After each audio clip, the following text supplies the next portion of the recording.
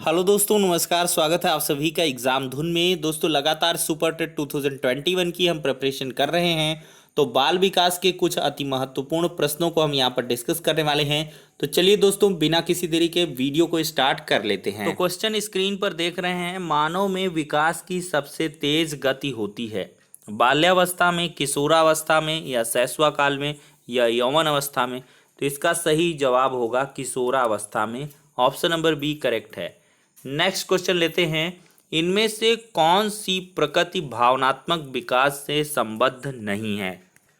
तो चार विकल्प दिख रहे हैं दोस्तों, और इसमें आपको सही विकल्प फटाफट बताने हैं।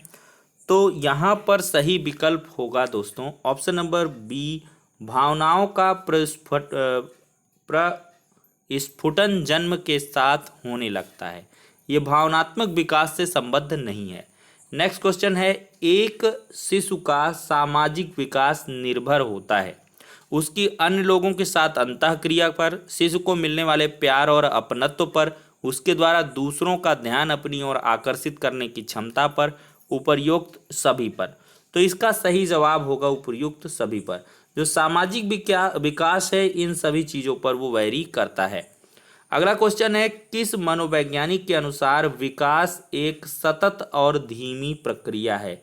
इंपॉर्टेंट है काफ़ी। तो विकास एक सतत और धीमी प्रक्रिया है, ये कहा है स्किनर महोदय ने। किसने? स्किनर ने। अगला क्वेश्चन है, विकास में वृद्धि से क्या तात्पर्य है। तो विकास में वृद्धि से क्या तात्पर्य है दोस्तों? तो इसका सही जवाब होगा, विकास में वृद्धि से तात्पर्य है आकार, सोच, समझ और कौशलों में वृद्धि से। अगला क्वेश्चन लेते हैं, परिपक्वता का संबंध किससे है। तो दोस्तों, परिपक्वता का संबंध क्या विकास से है, या बुद्धि से है, या सृजनात्मकता से है, या रुचि से है। तो परिपक्वता का जो संबंध है वो विकास से है। ठीक है। अगला क्वेश्चन है, कौन सी विकास की अवस्था वयस्कता के संक्रमण की पहल करती है। तो कौन से विकास की अवस्था जो है वयस्कता के संक्रमण की पहल करती है। इसका सही जवाब होगा ऑप्शन नंबर गा, जिसमें किशोरावस्था।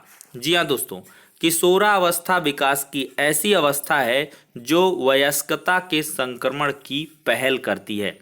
अगला क्वेश्चन है, शरीर के आकार में वृद्धि होती है क्योंकि शारीरिक और गत्यात्मक विकास होता है, संवेगात्मक विकास होता है, या संज्ञानात्मक विकास होता है, या नैतिक विकास होता है। तो दोस्तों, इसका सही जवाब होगा शरीर के आकार में वृद्धि होती है क्योंकि शारीरिक और गत्यात्मक विकास होता है।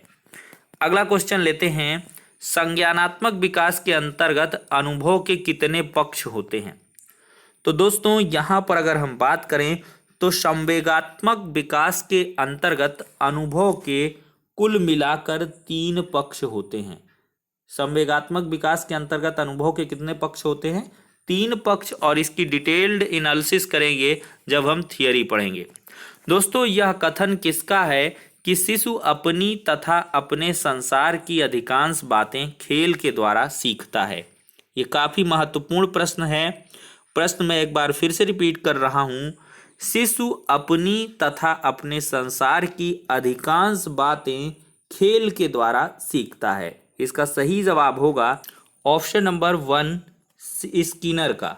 जी हाँ दोस्तों, ये स्टेटमेंट किसका है? स्किनर का है। अगला क्वेश्चन लेते हैं, निम्नलिखित में कौन सा विकास का सिद्धांत नहीं है। इसका सही जवाब देना है, कौन सा विकास का सिद्धांत नहीं है। तो दोस्तों, अगर हम बात करें तो यहाँ पर 4 विकल्प हैं। विकास लंबवत ना होकर वर्तुलाकार होता है, विकास क्रमबद्ध होता है, विकास निरंतर होता है, विकास मशीनी प्रक्रिया है। तो विकास का सिद्धांत कौन सा नहीं है? तो दोस्तों, विकास मशीनी प्रक्रिया है, यही गलत होगा, बाकी सब सही हो जाएंगे।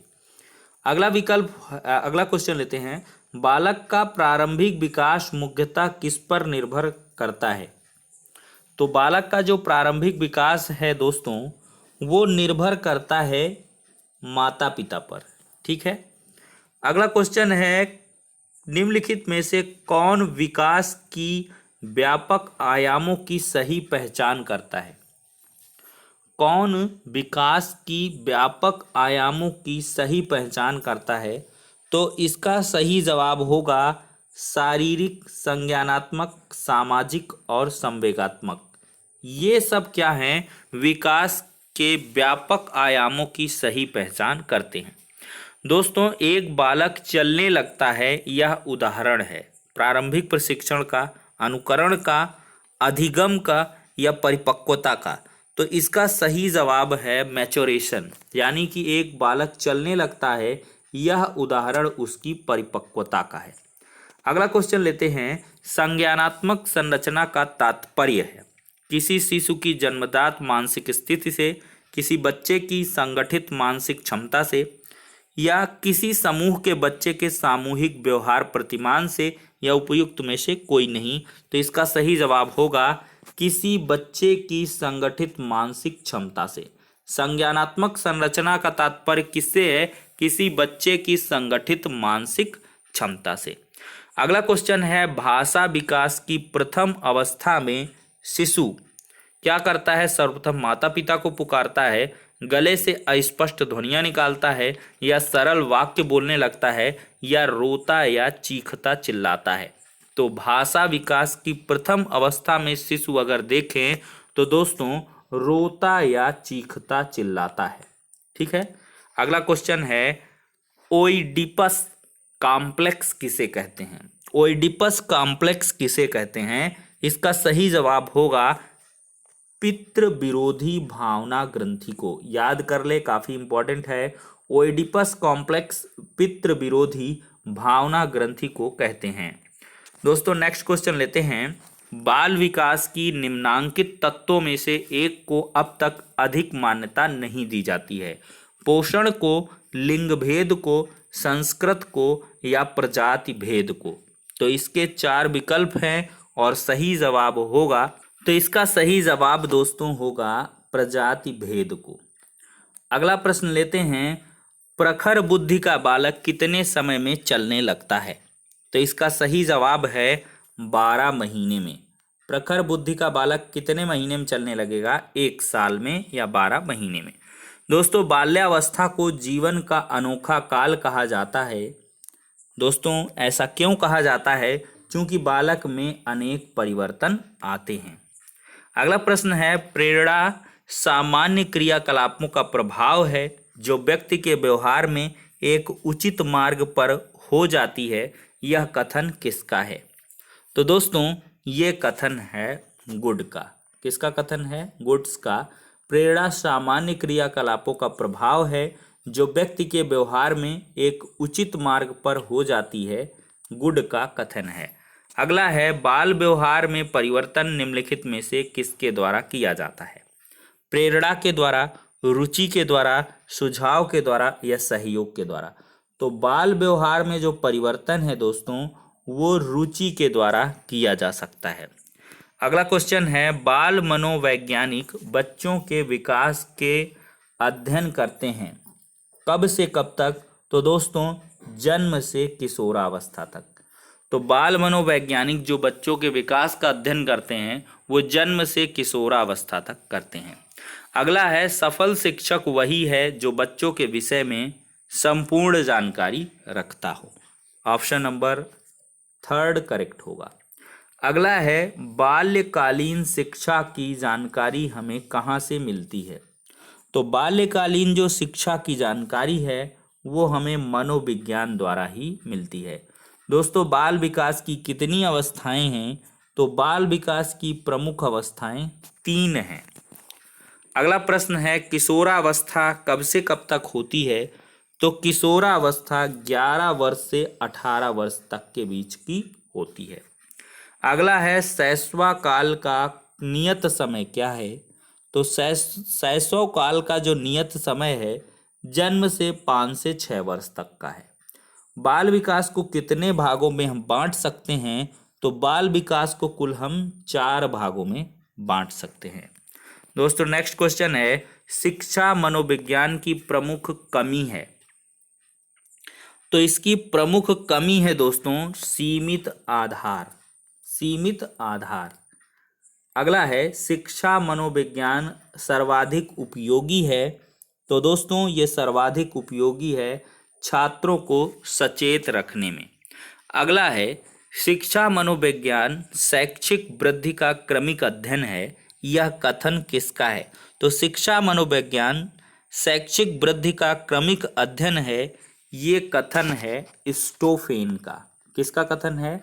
स्टोफेन का। अगला है बाल मनोविज्ञान जाने वाले शिक्षक अपने विद्यार्थियों में क्या विकसित करेंगे? तो बाल मनोविज्ञान जानने वाले सारे यहाँ होगा, जो बाल मनोविज्ञान जानते हैं शिक्षक, वो अपने विद्यार्थियों के संबंध में सीखने के प्रति रुचि को विकसित करेंगे। ऑप्शन नंबर 3 करेक्ट है। दोस्तों मनोविश्लेषण विधि का जन्मदाता किसको माना जाता है? तो इसका सही जवाब होगा फ्रायड को। किसका माना जाता है? फ्रायड को। मनोविज्ञान शिक्षा का आधारभूत विज्ञान है। तो मनोविज्ञान शिक्षा का आधारभूत विज्ञान है, ये किसका कथन है आपको बताना है। ये कथन है दोस्तों स्किनर का। स्किनर महोदय ने कहा था कि जो मनोविज्ञान है वो शिक्षा का आधारभूत विज्ञान है।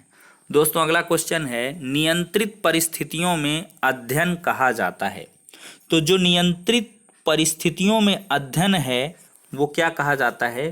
प्रयोग। क्या कहा जाता है? एक्सपेरिमेंट। दोस्तों शिशु में निम्नलिखित में से किसकी प्रधानता होती है? तो शिशु में देखा जाए तो आत्म प्रेम की, कल्पनाशीलता की, अनुकरण की, इन सब की प्रधानता होती है। तो विकास एक लगातार और धीरे धीरे होने वाली प्रक्रिया है, यह कथन किसका है? तो इसका सही जवाब होगा स्किनर महोदय का। विकास एक लगातार और धीरे धीरे होने वाली प्रक्रिया है, स्किनर महोदय का कथन है। दोस्तों वृद्धि की जो सीमा है वो तय होती है। तो वृद्धि की सीमा पोषण और अभ्यास से तय होती है। दोस्तों गर्भावस्था से परिपक्वता तक होने वाले भौतिक परिवर्तन को क्या कहते हैं? तो इसको वृद्धि कहते हैं। जो गर्भावस्था से परिपक्वता तक होने वाला भौतिक परिवर्तन है वो वृद्धि कहलाता है। दोस्तों बाल केंद्रित मानव में विकास की सबसे तेज गति किसमें होती है? तो बाल केंद्रित मानव में जो विकास की सबसे तीव्रतम गति होती है, तो इसका सही जवाब होगा किशोरावस्था में। नेक्स्ट क्वेश्चन की तरफ चलेंगे। कौन सी प्राकृतिक भावनात्मक विकास से संबद्धता नहीं है? तो दोस्तों यहाँ पर सही जवाब होगा भावनाओं का प्रस्फुटन जन्म के साथ होने लगता है। ये प्राकृतिक भावनात्मक विकास से संबद्ध नहीं है। नेक्स्ट क्वेश्चन है एक शिशु का सामाजिक विकास निर्भर करता है। तो दोस्तों ये आई थिंक रिपीटेड क्वेश्चन हो गए हैं।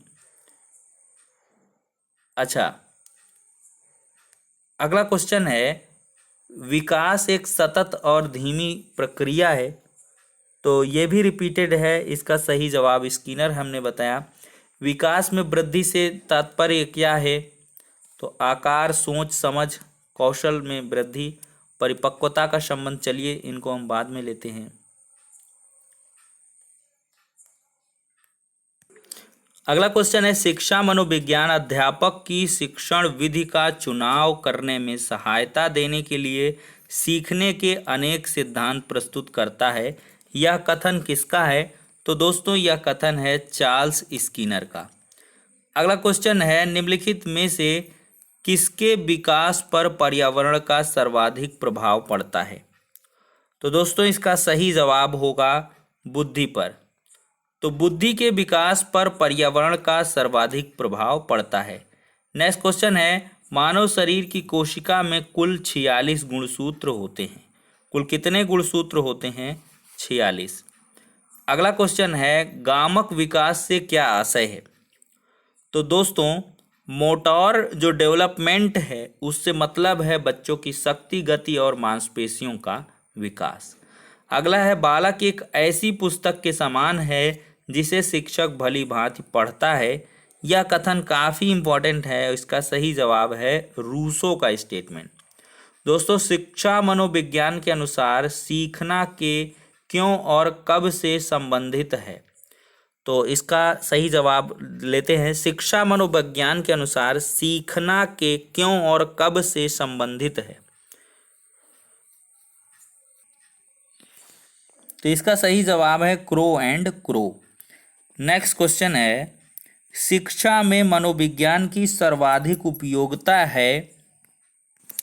तो शिक्षा में दोस्तों मनोविज्ञान की सर्वाधिक उपयोगिता यह है कि यह मानव व्यवहार का अध्ययन करता है। अगला क्वेश्चन है, शिक्षा मनोविज्ञान की लोकप्रिय विधि कौन सी है? शिक्षा मनोविज्ञान की लोकप्रिय विधि परीक्षण, सांख्यिकी, तुलनात्मक या प्रयोगात्मक? तो इसका सही जवाब होगा प्रयोगात्मक।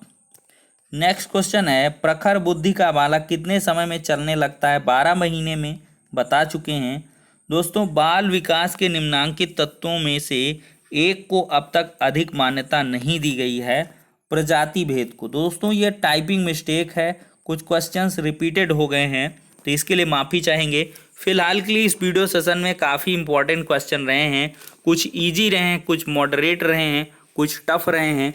तो इसी प्रकार से हम थोड़ी सी हैबिट डाल रहे हैं जो चाइल्ड डेवलपमेंट एंड पेडागोजी की। इसके बाद हम बहुत ही अच्छे ढंग से पढ़ाई करने वाले हैं। लगातार जो कंटेंट है वो आपको प्रोवाइड किया जाएगा। तो दोस्तों थोड़ा सा लाइक एंड शेयर करें, क्योंकि पिछली बार कमेंट आ रहे थे कि सर थोड़ा सा विजुअल अच्छा नहीं रहता, इस वजह से लोगों को उतना इंटरेस्ट क्रिएट नहीं होता है। तो इस बार हमने पर्सनली इसको टाइप किया है दोस्तों। तो अच्छे अच्छे प्रश्नों को लेकर आएंगे, बस उत्साहवर्धन करते रहिए, ज़्यादा से ज़्यादा लाइक्स हों, शेयर्स हों, नए लोग जुड़ें, जिससे कि हमारा चैनल भी ग्रो करे और आप लोग भी अच्छा अच्छा कंटेंट प्राप्त करें। तो फिलहाल के लिए इस वीडियो में इतना है, नेक्स्ट वीडियो में मिलते हैं।